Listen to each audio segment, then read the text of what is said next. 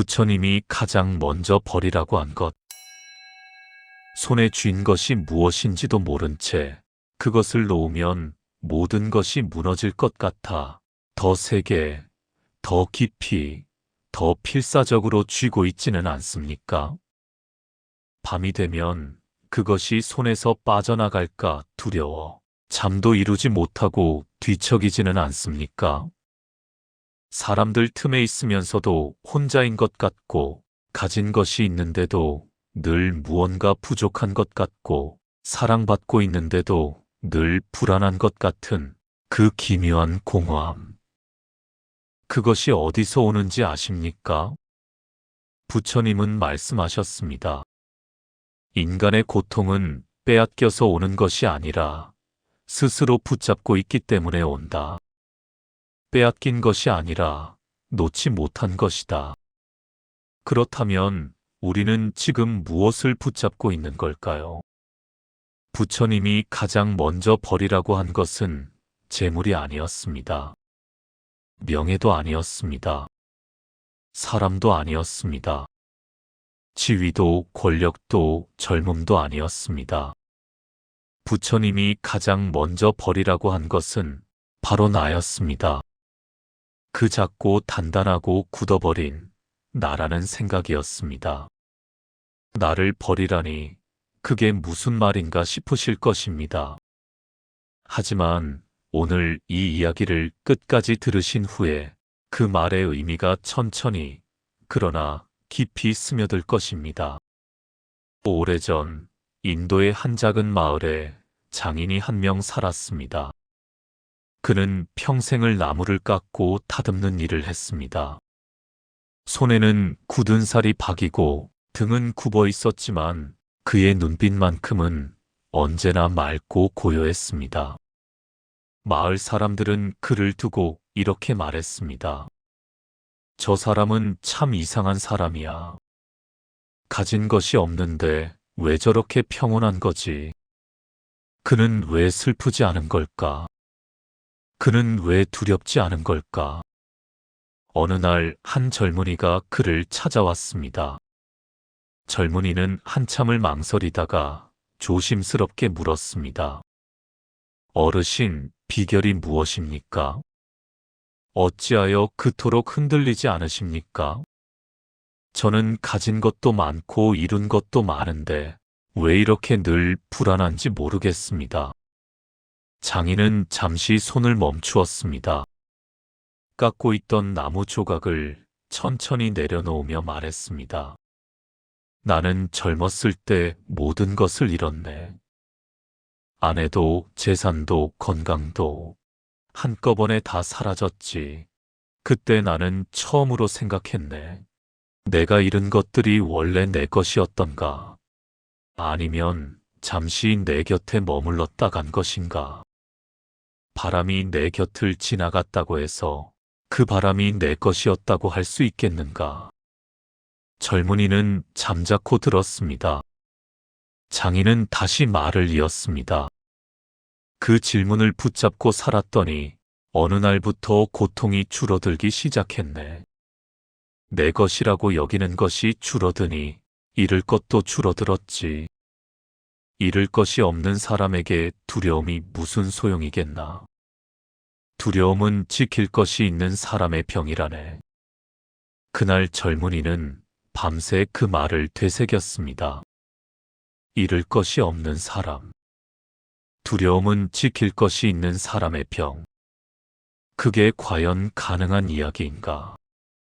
나는 지금 얼마나 많은 것을 내 것이라 여기며 그 무게를 짊어지고 살고 있는가? 여러분은 어떻습니까? 지금 내 것이라 여기는 것들 한번 천천히 떠올려 보십시오.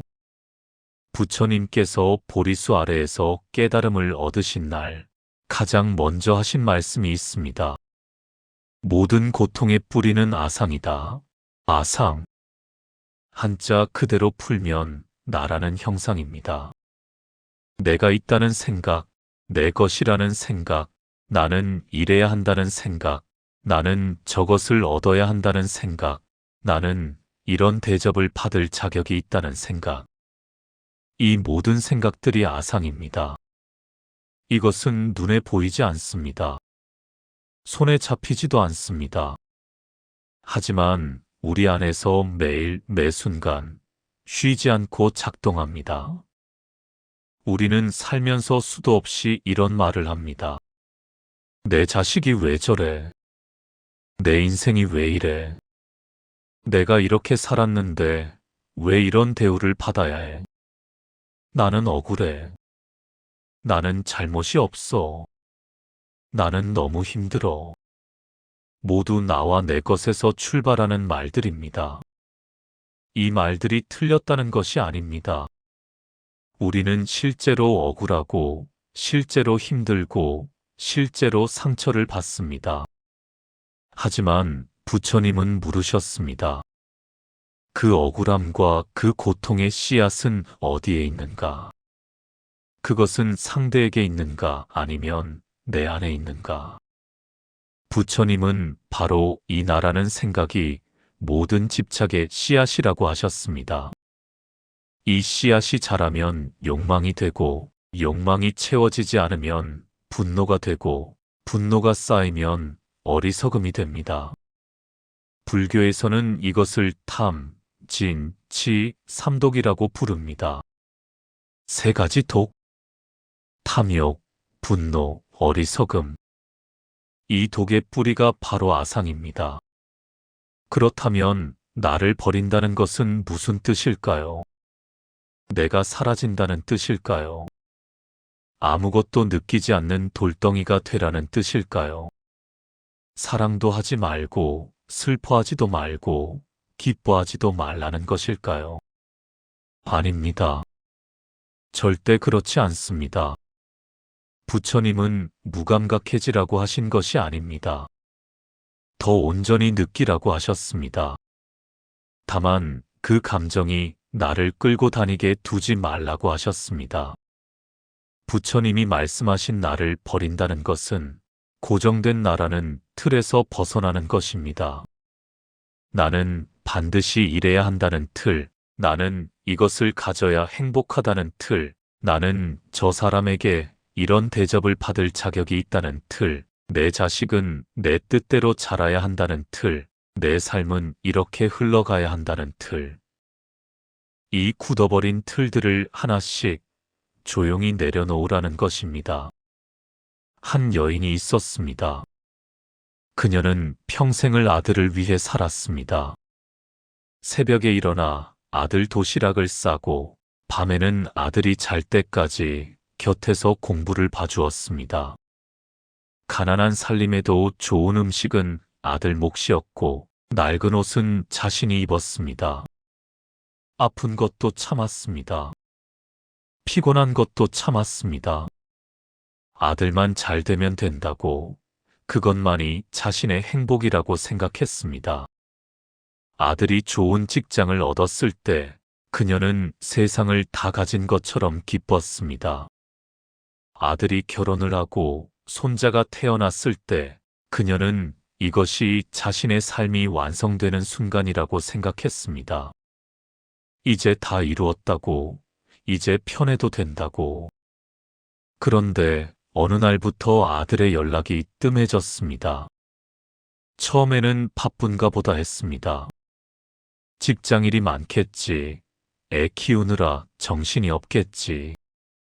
그러다 한 달이 지나고 두 달이 지나도 소식이 없었습니다. 명절에도 연락이 없었습니다. 생일에도 문자 한 통이 없었습니다. 며느리와 사이가 틀어졌다는 말을 건너 들었습니다. 그녀는 밤마다 울었습니다. 내가 뭘 잘못했지?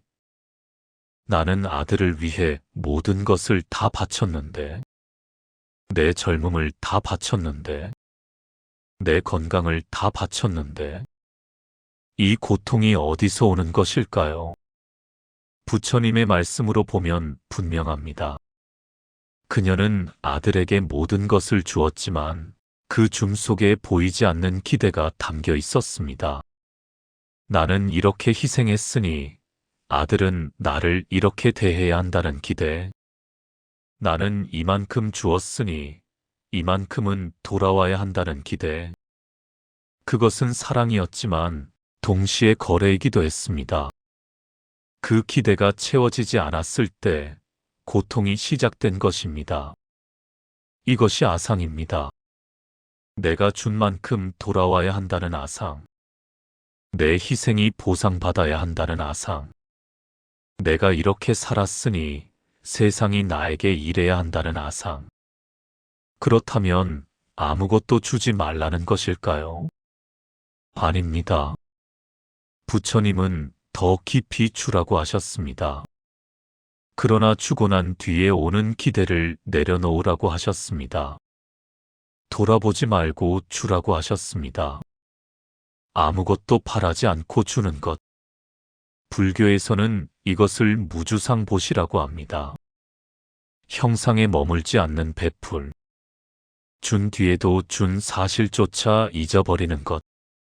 강이 바다로 흘러가면서 내가 여기까지 왔다고 주장하지 않듯이 바람이 꽃씨를 날리면서 내 덕분에 피었다고 말하지 않듯이 그렇게 주는 것.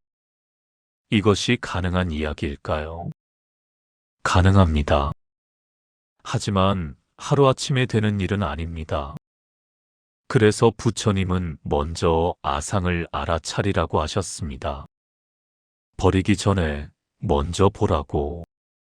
내 안에 지금 어떤 기대가 살고 있는지를, 내 안에 지금 어떤 나가 작동하고 있는지를. 우리는 하루에도 수십 번 나를 중심으로 세상을 해석합니다. 왜 나만 이런 일을 당하는 것일까? 나는 착하게 살았는데 왜 이렇게 힘든 일이 생기는 걸까? 저 사람은 왜 내 마음을 몰라줄까? 모두 나에서 출발하는 해석입니다. 그런데 부처님은 이렇게 물으셨습니다. 그 나는 과연 변하지 않는 것인가? 10년 전의 당신과 지금의 당신은 같은 사람입니까? 20년 전에 당신이 소중히 여기던 것을 지금도 똑같이 소중히 여기고 있습니까? 몸도 변하고, 생각도 변하고, 좋아하는 것도 변하고, 소중히 여기는 것도 변하고, 심지어 두렵다고 생각했던 것도 변합니다. 그런데 우리는 마치 변하지 않는 나가 존재하는 것처럼 그것을 단단히 붙들고 살아갑니다. 불교에서는 이것을 재행무상이라고 합니다. 모든 것은 변한다. 강물처럼, 계절처럼, 사람의 마음처럼, 하늘의 구름처럼, 모래 위의 발자국처럼 변하지 않는 것은 없습니다. 그런데 우리는 변하지 않기를 원합니다. 이 관계가 영원하기를, 이 행복이 계속되기를, 이 사람이 변하지 않기를, 이 시간이 멈추기를, 변하는 것들에게 변하지 말라고 요구하는 것, 흐르는 강물에게 멈추라고 명령하는 것. 이것이 고통의 시작입니다. 이것이 우리가 밤마다 잠 못 드는 이유입니다. 한 노스님이 제자에게 이런 이야기를 들려주셨습니다. 어느 마을에 두 그루의 나무가 있었습니다. 한 그루는 굵고 단단한 참나무였고 다른 한 그루는 가늘고 유연한 대나무였습니다. 참나무는 자신의 굵기와 단단함을 자랑스러워했습니다. 나는 어떤 바람에도 흔들리지 않는다. 나는 어떤 폭풍도 견딜 수 있다. 나는 강하다. 대나무는 아무 말이 없었습니다. 그저 바람이 불면 바람 따라 흔들리고 비가 오면 비를 맞고 햇볕이 나면 햇볕 속에 서 있었습니다. 거센 폭풍이 불었습니다. 참나무는 꿈쩍도 하지 않으려 버텼습니다. 나는 강하다. 나는 흔들리지 않는다. 나는 굽히지 않는다. 대나무는 바람이 부는 대로 흔들렸습니다. 눕다시피 휘어지면서도 뿌리를 놓지 않았습니다. 폭풍이 지나간 뒤 참나무는 뿌리째 뽑혀 있었습니다. 대나무는 여전히 서 있었습니다. 스님은 제자에게 물으셨습니다. 무엇이 그 차이를 만들었겠느냐? 제자는 한참 생각하다 답했습니다. 유연함입니다. 스님은 고개를 끄덕이셨습니다. 그렇다. 참나무는 자신이 가장 강하다는 아상이 있었다. 그 아상이 그를 뿌리째 뽑히게 했다. 대나무는 아상이 없었다. 나는 강하다는 자랑이 없었다. 나는 흔들리지 않겠다는 고집이 없었다. 바람이 오면 바람이 되고 고요가 오면 고요가 되었다. 그래서 살아남았다. 아상을 버린다는 것은 약해지는 것이 아닙니다. 오히려 더 강해지는 것입니다. 흔들릴 줄 아는 것이 진짜 강함입니다. 무너질 것 같으면서도 결코 무너지지 않는 것. 바람 앞에 몸을 낮출 줄 아는 것. 그것이 대나무의 지혜입니다. 그것이 아상 없는 삶의 힘입니다. 그렇다면 우리는 어떻게 아상을 내려놓을 수 있을까요? 부처님은 세 가지 길을 말씀하셨습니다. 첫째는 알아차림입니다. 지금 내 안에서 어떤 나가 작동하고 있는지 가만히 들여다보는 것입니다. 화가 날 때 잠시 멈추어 보십시오. 이 화 아래에 어떤 기대가 있었는가? 서러울 때 잠시 멈추어 보십시오. 이 서러움 아래에 어떤 바람이 있었는가? 억울할 때 잠시 멈추어 보십시오. 이 억울함 아래에 어떤 나의 아상이 있었는가? 감정을 없애려 하지 않아도 됩니다. 다만 그 감정 아래를 들여다보는 것. 이것만으로도 절반은 내려놓은 것입니다. 빛이 들어오는 순간 어둠은 스스로 물러납니다. 알아차림이 그 빛입니다. 둘째는 인정입니다. 변하는 것을 변한다고 인정하는 것. 사람은 변합니다. 관계는 변합니다. 자식은 내가 원하는 대로 자라지 않습니다. 남편은, 아내는, 친구는 내가 원하는 모습이 아닐 수 있습니다. 그것을 틀렸다고 하지 않는 것. 그것을 배신이라고 하지 않는 것. 다만 변했구나. 그래서 지금 이렇구나 하고 인정하는 것. 인정은 포기가 아닙니다. 인정은 더 깊은 이해의 시작입니다. 셋째는 놓아주는 연습입니다. 매일 밤 잠들기 전에 오늘 하루 가장 세게 붙잡았던 것 하나를 내려놓는 상상을 해보십시오.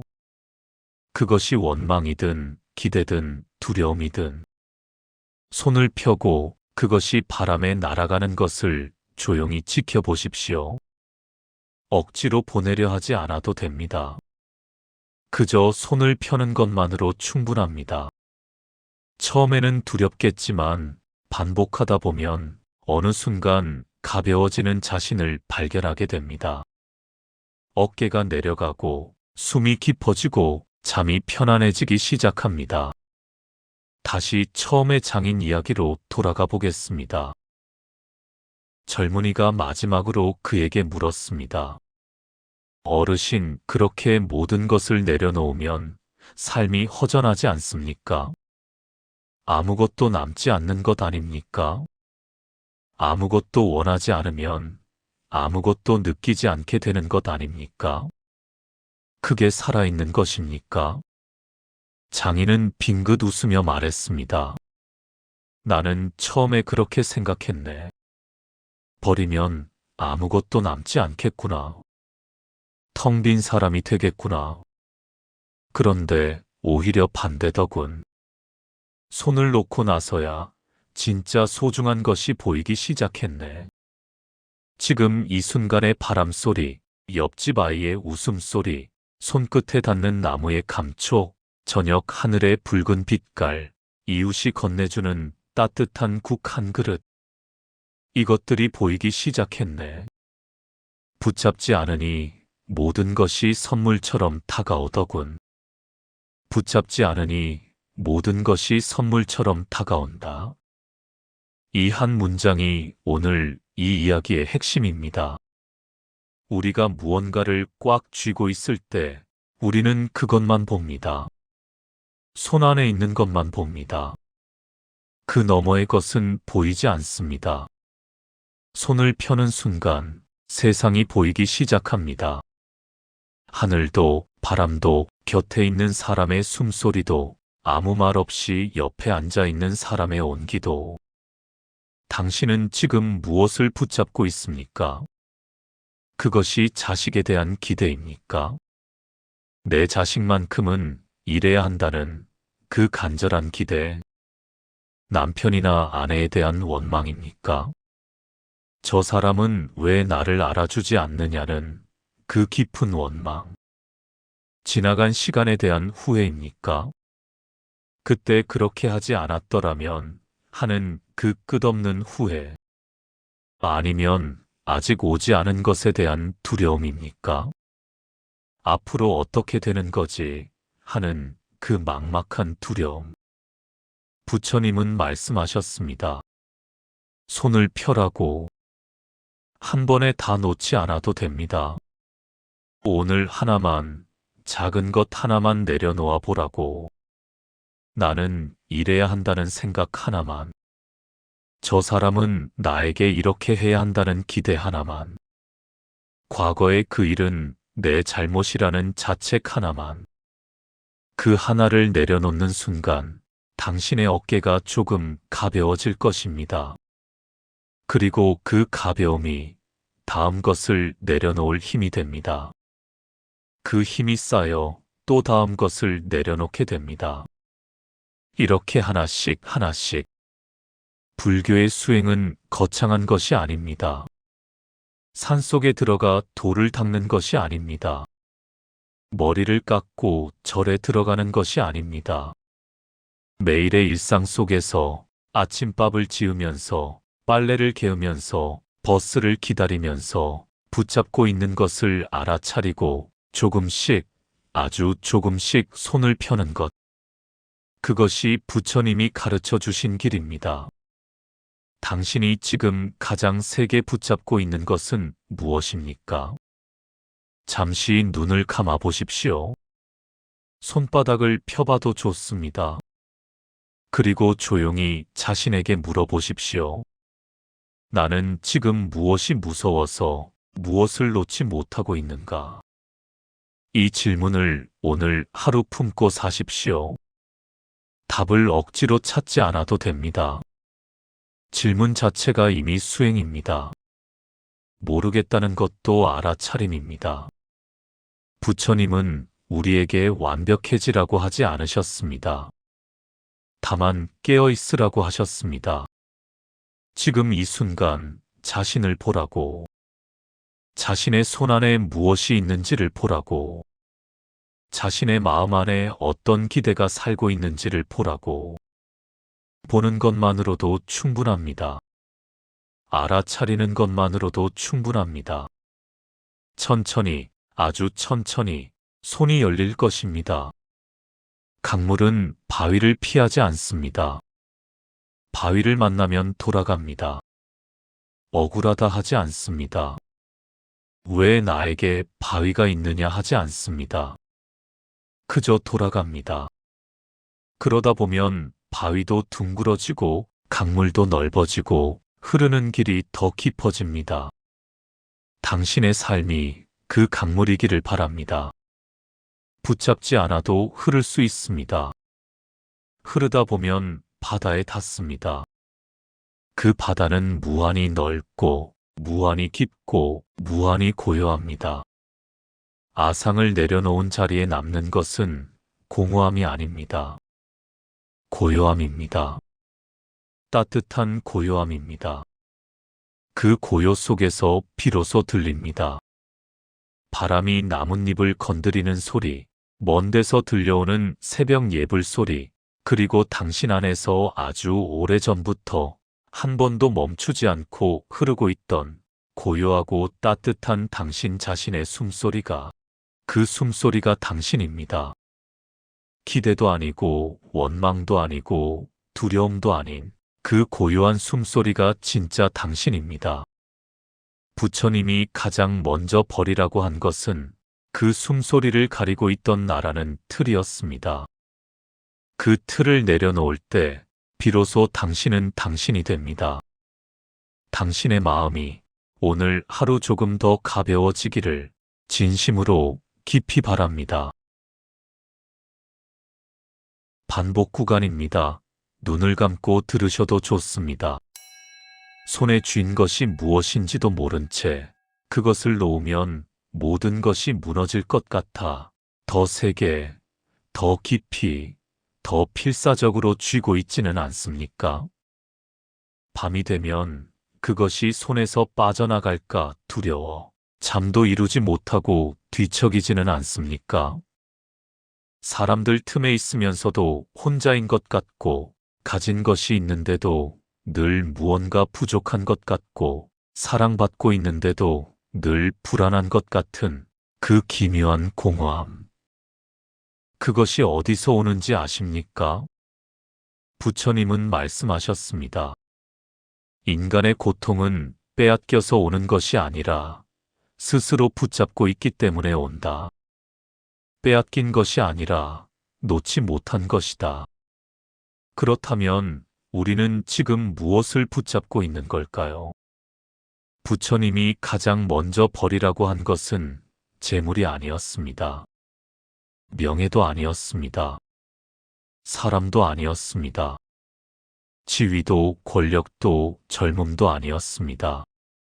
부처님이 가장 먼저 버리라고 한 것은 바로 나였습니다. 그 작고 단단하고 굳어버린 나라는 생각이었습니다.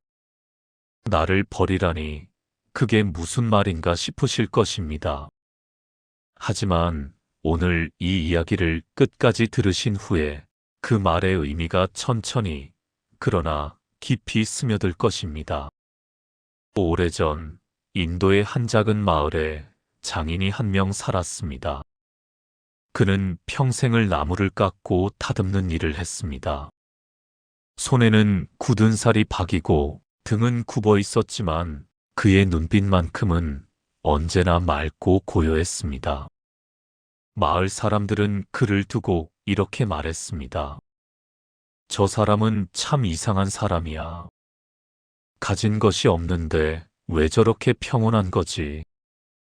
그는 왜 슬프지 않은 걸까? 그는 왜 두렵지 않은 걸까? 어느 날 한 젊은이가 그를 찾아왔습니다. 젊은이는 한참을 망설이다가 조심스럽게 물었습니다. 어르신, 비결이 무엇입니까? 어찌하여 그토록 흔들리지 않으십니까? 저는 가진 것도 많고 이룬 것도 많은데 왜 이렇게 늘 불안한지 모르겠습니다. 장인은 잠시 손을 멈추었습니다. 깎고 있던 나무 조각을 천천히 내려놓으며 말했습니다. 나는 젊었을 때 모든 것을 잃었네. 아내도 재산도 건강도 한꺼번에 다 사라졌지. 그때 나는 처음으로 생각했네. 내가 잃은 것들이 원래 내 것이었던가? 아니면 잠시 내 곁에 머물렀다 간 것인가? 바람이 내 곁을 지나갔다고 해서 그 바람이 내 것이었다고 할 수 있겠는가? 젊은이는 잠자코 들었습니다. 장인은 다시 말을 이었습니다. 그 질문을 붙잡고 살았더니 어느 날부터 고통이 줄어들기 시작했네. 내 것이라고 여기는 것이 줄어드니 잃을 것도 줄어들었지. 잃을 것이 없는 사람에게 두려움이 무슨 소용이겠나. 두려움은 지킬 것이 있는 사람의 병이라네. 그날 젊은이는 밤새 그 말을 되새겼습니다. 잃을 것이 없는 사람. 두려움은 지킬 것이 있는 사람의 병. 그게 과연 가능한 이야기인가? 나는 지금 얼마나 많은 것을 내 것이라 여기며 그 무게를 짊어지고 살고 있는가? 여러분은 어떻습니까? 지금 내 것이라 여기는 것들 한번 천천히 떠올려 보십시오. 부처님께서 보리수 아래에서 깨달음을 얻으신 날 가장 먼저 하신 말씀이 있습니다. 모든 고통의 뿌리는 아상이다. 아상. 한자 그대로 풀면 나라는 형상입니다. 내가 있다는 생각, 내 것이라는 생각, 나는 이래야 한다는 생각, 나는 저것을 얻어야 한다는 생각, 나는 이런 대접을 받을 자격이 있다는 생각. 이 모든 생각들이 아상입니다. 이것은 눈에 보이지 않습니다. 손에 잡히지도 않습니다. 하지만 우리 안에서 매일 매 순간 쉬지 않고 작동합니다. 우리는 살면서 수도 없이 이런 말을 합니다. 내 자식이 왜 저래? 내 인생이 왜 이래? 내가 이렇게 살았는데 왜 이런 대우를 받아야 해? 나는 억울해. 나는 잘못이 없어. 나는 너무 힘들어. 모두 나와 내 것에서 출발하는 말들입니다. 이 말들이 틀렸다는 것이 아닙니다.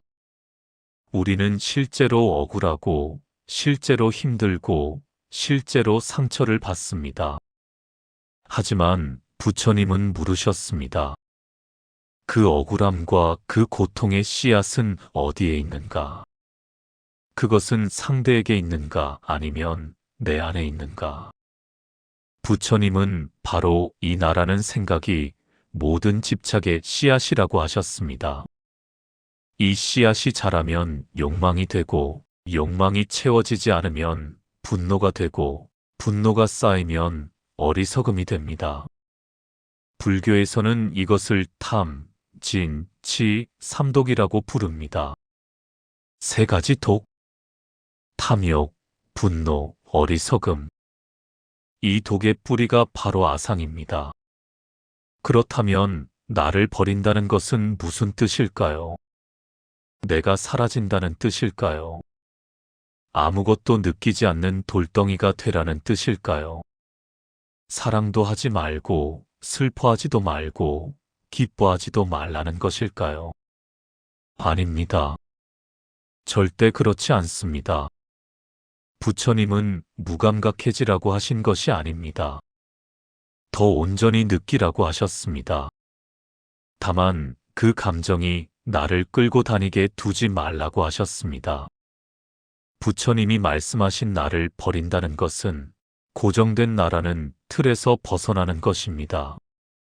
나는 반드시 이래야 한다는 틀, 나는 이것을 가져야 행복하다는 틀, 나는 저 사람에게 이런 대접을 받을 자격이 있다는 틀, 내 자식은 내 뜻대로 자라야 한다는 틀, 내 삶은 이렇게 흘러가야 한다는 틀. 이 굳어버린 틀들을 하나씩 조용히 내려놓으라는 것입니다. 한 여인이 있었습니다. 그녀는 평생을 아들을 위해 살았습니다. 새벽에 일어나 아들 도시락을 싸고 밤에는 아들이 잘 때까지 곁에서 공부를 봐주었습니다. 가난한 살림에도 좋은 음식은 아들 몫이었고 낡은 옷은 자신이 입었습니다. 아픈 것도 참았습니다. 피곤한 것도 참았습니다. 아들만 잘 되면 된다고 그것만이 자신의 행복이라고 생각했습니다. 아들이 좋은 직장을 얻었을 때 그녀는 세상을 다 가진 것처럼 기뻤습니다. 아들이 결혼을 하고 손자가 태어났을 때 그녀는 이것이 자신의 삶이 완성되는 순간이라고 생각했습니다. 이제 다 이루었다고, 이제 편해도 된다고. 그런데 어느 날부터 아들의 연락이 뜸해졌습니다. 처음에는 바쁜가 보다 했습니다. 직장일이 많겠지. 애 키우느라 정신이 없겠지. 그러다 한 달이 지나고 두 달이 지나도 소식이 없었습니다. 명절에도 연락이 없었습니다. 생일에도 문자 한 통이 없었습니다. 며느리와 사이가 틀어졌다는 말을 건너 들었습니다. 그녀는 밤마다 울었습니다. 내가 뭘 잘못했지? 나는 아들을 위해 모든 것을 다 바쳤는데, 내 젊음을 다 바쳤는데, 내 건강을 다 바쳤는데, 이 고통이 어디서 오는 것일까요? 부처님의 말씀으로 보면 분명합니다. 그녀는 아들에게 모든 것을 주었지만 그 줌 속에 보이지 않는 기대가 담겨 있었습니다. 나는 이렇게 희생했으니 아들은 나를 이렇게 대해야 한다는 기대. 나는 이만큼 주었으니 이만큼은 돌아와야 한다는 기대. 그것은 사랑이었지만 동시에 거래이기도 했습니다. 그 기대가 채워지지 않았을 때 고통이 시작된 것입니다. 이것이 아상입니다. 내가 준 만큼 돌아와야 한다는 아상. 내 희생이 보상받아야 한다는 아상.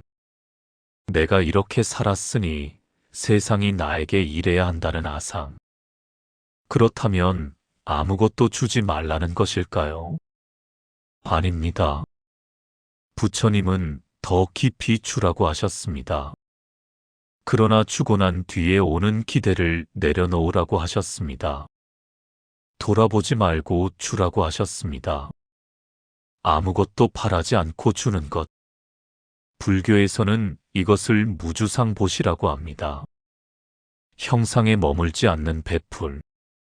준 뒤에도 준 사실조차 잊어버리는 것.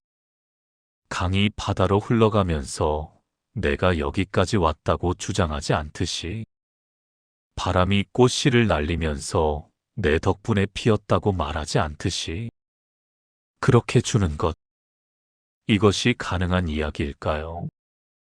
가능합니다. 하지만 하루아침에 되는 일은 아닙니다. 그래서 부처님은 먼저 아상을 알아차리라고 하셨습니다. 버리기 전에 먼저 보라고. 내 안에 지금 어떤 기대가 살고 있는지를, 내 안에 지금 어떤 나가 작동하고 있는지를. 우리는 하루에도 수십 번 나를 중심으로 세상을 해석합니다. 왜 나만 이런 일을 당하는 것일까? 나는 착하게 살았는데 왜 이렇게 힘든 일이 생기는 걸까? 저 사람은 왜 내 마음을 몰라줄까? 모두 나에서 출발하는 해석입니다. 그런데 부처님은 이렇게 물으셨습니다. 그 나는 과연 변하지 않는 것인가?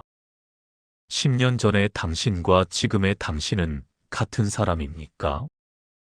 20년 전에 당신이 소중히 여기던 것을 지금도 똑같이 소중히 여기고 있습니까? 몸도 변하고, 생각도 변하고, 좋아하는 것도 변하고, 소중히 여기는 것도 변하고, 심지어 두렵다고 생각했던 것도 변합니다. 그런데 우리는 마치 변하지 않는 나가 존재하는 것처럼 그것을 단단히 붙들고 살아갑니다. 불교에서는 이것을 재행무상이라고 합니다. 모든 것은 변한다. 강물처럼, 계절처럼, 사람의 마음처럼, 하늘의 구름처럼, 모래 위의 발자국처럼 변하지 않는 것은 없습니다. 그런데 우리는 변하지 않기를 원합니다.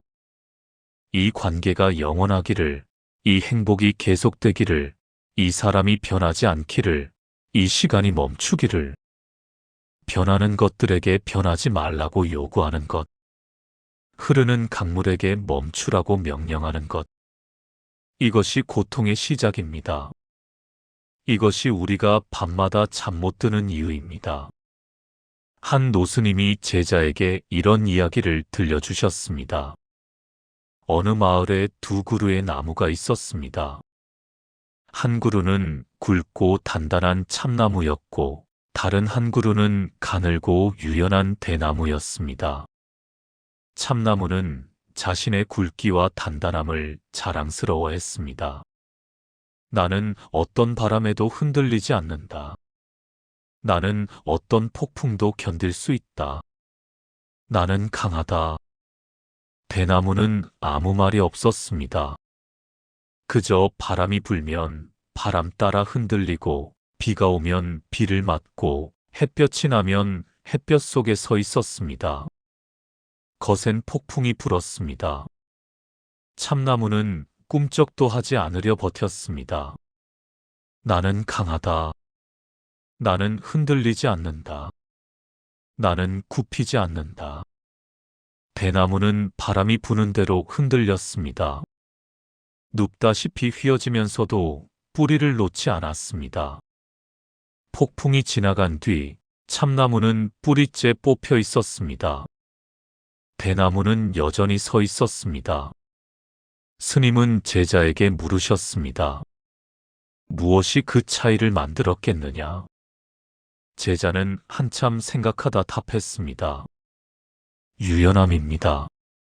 스님은 고개를 끄덕이셨습니다. 그렇다. 참나무는 자신이 가장 강하다는 아상이 있었다. 그 아상이 그를 뿌리째 뽑히게 했다. 대나무는 아상이 없었다. 나는 강하다는 자랑이 없었다. 나는 흔들리지 않겠다는 고집이 없었다. 바람이 오면 바람이 되고 고요가 오면 고요가 되었다. 그래서 살아남았다. 아상을 버린다는 것은 약해지는 것이 아닙니다. 오히려 더 강해지는 것입니다. 흔들릴 줄 아는 것이 진짜 강함입니다. 무너질 것 같으면서도 결코 무너지지 않는 것. 바람 앞에 몸을 낮출 줄 아는 것. 그것이 대나무의 지혜입니다. 그것이 아상 없는 삶의 힘입니다. 그렇다면 우리는 어떻게 아상을 내려놓을 수 있을까요? 부처님은 세 가지 길을 말씀하셨습니다. 첫째는 알아차림입니다.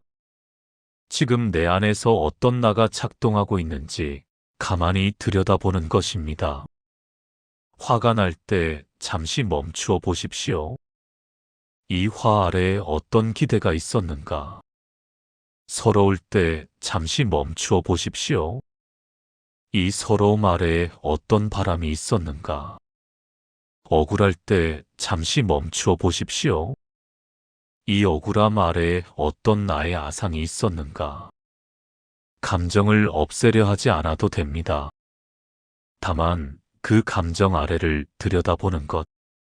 이것만으로도 절반은 내려놓은 것입니다. 빛이 들어오는 순간 어둠은 스스로 물러납니다. 알아차림이 그 빛입니다. 둘째는 인정입니다.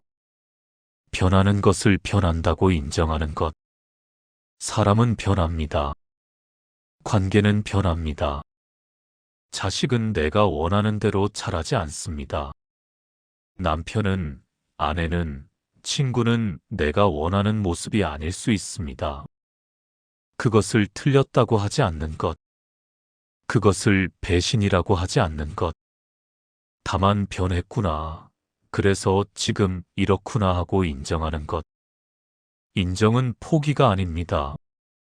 인정은 더 깊은 이해의 시작입니다. 셋째는 놓아주는 연습입니다.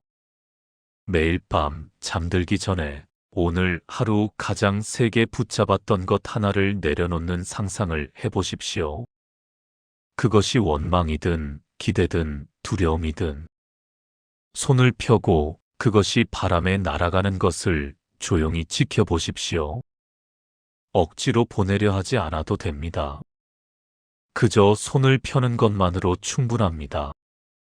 처음에는 두렵겠지만 반복하다 보면 어느 순간 가벼워지는 자신을 발견하게 됩니다.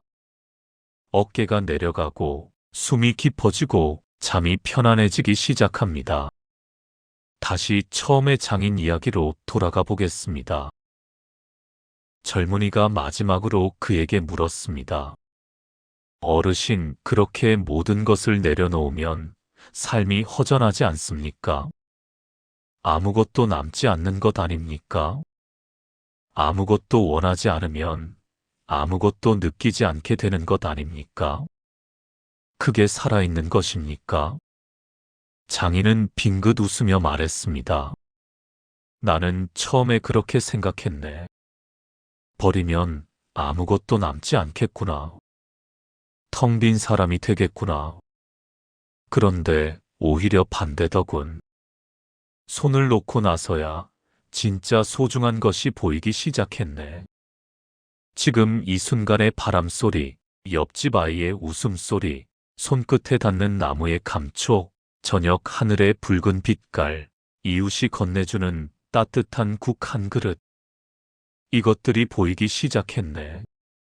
붙잡지 않으니 모든 것이 선물처럼 다가오더군. 붙잡지 않으니 모든 것이 선물처럼 다가온다. 이 한 문장이 오늘 이 이야기의 핵심입니다. 우리가 무언가를 꽉 쥐고 있을 때 우리는 그것만 봅니다. 손 안에 있는 것만 봅니다. 그 너머의 것은 보이지 않습니다. 손을 펴는 순간 세상이 보이기 시작합니다. 하늘도, 바람도, 곁에 있는 사람의 숨소리도, 아무 말 없이 옆에 앉아 있는 사람의 온기도. 당신은 지금 무엇을 붙잡고 있습니까? 그것이 자식에 대한 기대입니까?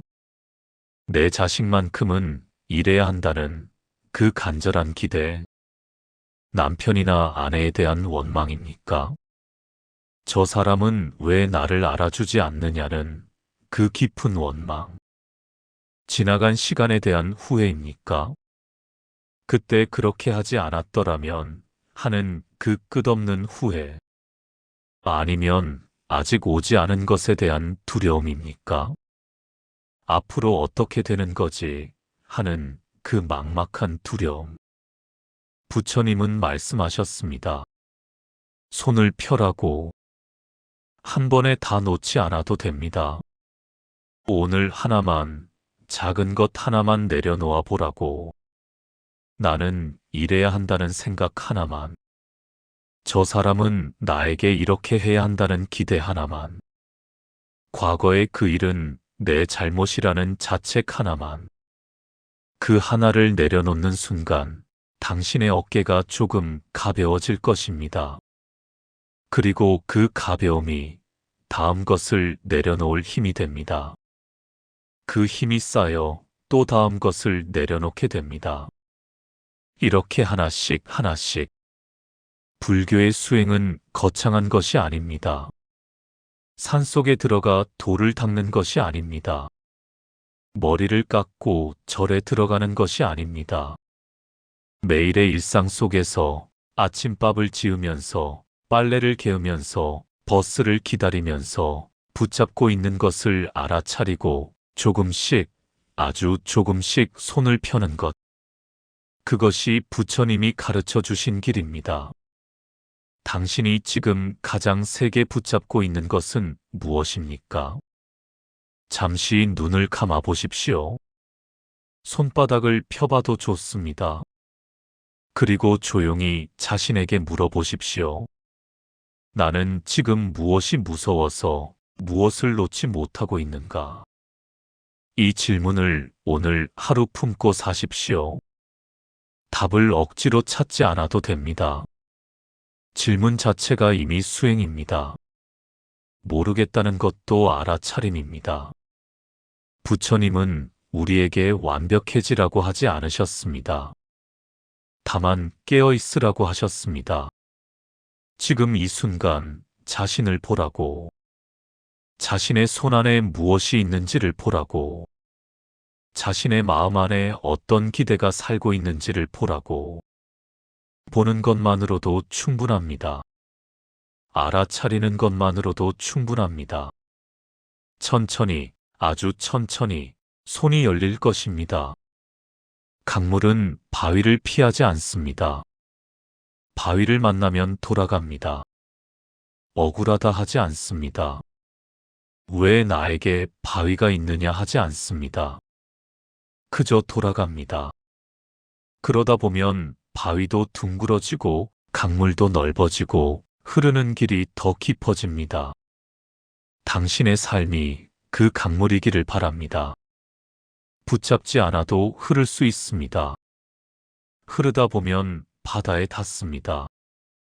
그 바다는 무한히 넓고 무한히 깊고 무한히 고요합니다. 아상을 내려놓은 자리에 남는 것은 공허함이 아닙니다. 고요함입니다. 따뜻한 고요함입니다. 그 고요 속에서 비로소 들립니다. 바람이 나뭇잎을 건드리는 소리, 먼 데서 들려오는 새벽 예불 소리, 그리고 당신 안에서 아주 오래전부터 한 번도 멈추지 않고 흐르고 있던 고요하고 따뜻한 당신 자신의 숨소리가, 그 숨소리가 당신입니다. 기대도 아니고 원망도 아니고 두려움도 아닌 그 고요한 숨소리가 진짜 당신입니다. 부처님이 가장 먼저 버리라고 한 것은 그 숨소리를 가리고 있던 나라는 틀이었습니다. 그 틀을 내려놓을 때 비로소 당신은 당신이 됩니다. 당신의 마음이 오늘 하루 조금 더 가벼워지기를 진심으로 깊이 바랍니다.